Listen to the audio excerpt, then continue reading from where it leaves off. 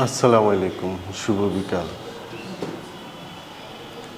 আমি আসলে শুনতে আসছিলাম এই এই ইলেকশনের যে একটা জট মাথার মধ্যে ছিল, এর মাঝে এরকম একটা প্রোগ্রাম শুনে আমাদের প্রফেসর ফজলুল হক তুহিনের ফেসবুক ইয়েতে ওইটা দেখে আমি আবার ইয়েতে নিয়ে নিয়েছিলাম ফটো করে করে, যে আমি যাতে না ভুলে যাই। আর উনি এই ব্যাপারে খুবই অভিজ্ঞ। আমি আসছি আসলে নির্যাসটা নেওয়ার জন্য আর আমার মাথাটাকে ফ্রেশ করার জন্য। তো আমাকে অনুভূতি প্রকাশ করতেও যেহেতু বলছে এটা সহজ অনুভূতি, কিন্তু আমাকে যদি তাত্ত্বিক আলোচনা করতে বলা হয় ওই ধরনের কিছু আমি না, বা আমার প্রিপারেশনও নাই। কবি আল মাহমুদকে আমি যখন প্রথম দেখি তখন সম্ভবত আমি ক্লাস এই 9-10 এরকমে পড়ি, বা আর একটু কিছু আমার এটা মনে নাই। শিল্পকলা একাডেমি, তখন তুমি অ্যাসিস্ট্যান্ট ডাইরেক্টর ছিলেন, ছোট্ট একটা চেয়ারে বসা ছিলেন। গেলাম, আমি তো ভয়ে ভয়ে মোটামুটি। তারপর দেখলাম যে না, ওই রকম মানুষ না। এই যে ভালোই আলাপ করছে আমার সাথে, আলাপ টালাপ করার পর তখন আমার মনে হলো যে না, আমিও মনে হয় কবি টবি হতে পারবো। এই যে ওনার সাথে কথা বলার পরে যে আমি যে একটা নিজের মধ্যে একটা চিন্তার যে আমার একটা আগ্রহ বা সৃষ্টি হলো, এইটা হলো আমার কাছে খুব ভালো, এইটা আমার মনে আছে। দ্বিতীয়ত ওনার সাথে আমার আরও এক সময় গভীর কথা হয়েছে, সেটা হলো প্রত্যাশা প্রাঙ্গণ আগে আমরা একটা প্রাঙ্গণে বসতাম, কবি মতিউর রহমান মল্লিক ওইটা পরিচালনা করতেন, খিলজি রোডে মোহাম্মদপুর, ওখানে উনি যেতেন। তো একদিন উনি খুব বললেন যে শহীদ প্রেসিডেন্ট জিয়াউর রহমান নিয়ে বললেন যে ওনার একটা স্বপ্ন আছে। কি স্বপ্ন? এই বাংলাদেশ নিয়ে। কিভাবে? তো উনাকে কখন এই কথা বলছে, উনাকে নিয়ে শহীদ প্রেসিডেন্ট জিয়াউর রহমান নৌ ভ্রমণে গেছে, যাওয়ার পরে ওই জায়গায় যে ওনাকে ওনার এই পরিকল্পনা, দেশ নিয়ে ওনার একটা পরিকল্পনা আছে, এটা বলছে। তার মানে আল মাহমুদ যে একটা গুরুত্বপূর্ণ বিষয়, এটা সবাই কিন্তু উপলব্ধি করছে তখনই। আর সেই উপলব্ধি করার পরে এখানে তখন আরেকজন লোক ছিল শামসুর রহমান।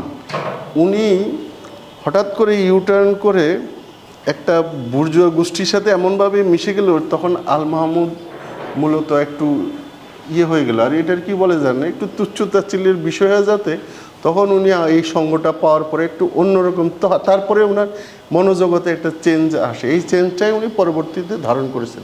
কিন্তু উনি খুব বাংলাদেশের মাটি এবং মানুষের মাঝ থেকে উনি নিজের অনেক জ্ঞান আহরণ করেন। ওনার একটা কবিতা, একটা শব্দ আছে চেহেল গাজী।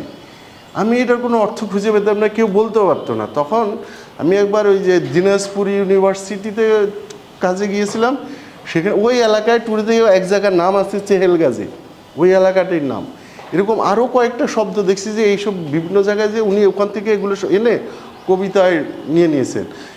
তারপরে ওনার একটা শব্দ আছে দোহে, এটা কিন্তু অনেক প্রাচীন শব্দ, আমরা এগুলো ব্যবহার করি না, কিন্তু উনি এই আধুনিক কবিতার শব্দ গাছের মধ্যে এমন সুন্দরভাবে ব্যবহার করছে যে মনে হয় যেন আমি এটা চিনি, আমার এইটা খুবই আপন। তো কবি আল মাহমুদের এই বিষয়গুলো আমাদেরকে খুব মানে তখন তাড়িত করতো। আমরা যখন নবীন লেখক ছিলাম, আমার বয়স কিন্তু এখন প্রায় 59-58 শেষে আর কি, এরকম অবস্থা। তো আমরা তখন আরেকটা খুঁজতাম যে আমাদের মনে কে কে কবি আছে, এটার খুব শূন্যতা ছিল। উনি বলছে এটার একটা কারণ আছে। কারণ হলো কি, আপনারা তো জ্যোতি বসুর নাম জানেন।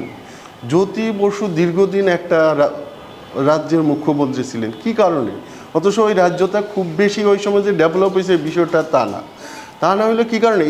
এটা একটা ছিল যে এই পূর্ববঙ্গ যেটা, এই অঞ্চলের মানুষদেরকে বা শিল্প সাহিত্যকে নিয়ন্ত্রণ করার একটা মানুষ ছিল। এবং এই যেহেতু এই অঞ্চলের লোক, সে যদি এদেরকে বুঝে, এদেরকে এনে একটা কালচারাল বলয় সৃষ্টি করে এখানে একটা মানে আমাদের যে কৃষ্টি কালচার, এই যে আমাদের যে ঐতিহ্য, ধর্মীয়, রাজনৈতিক, এইসব ঐতিহ্য থেকে আমরা অন্য একটা কী ধরনের বলয় সৃষ্টি করা যায়, ওইটার কারণেই তাকে রাখা হয়েছে।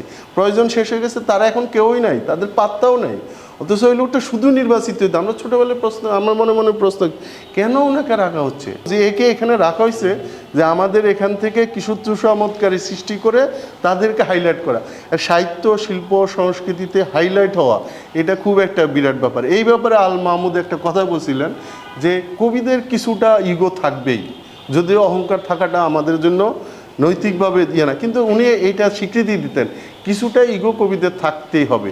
আর এই ইগোটাকে কাজে লাগাচ্ছে এইভাবে আমাদেরকে একটা মানে সামাজিক বা সাংস্কৃতিক বলে মধ্যে নিয়ে আসতে এদের জন্য সহজ হয়েছে। আর যদি কখনো সুযোগ হয় আরও কথা বলবো। ধন্যবাদ সবাই।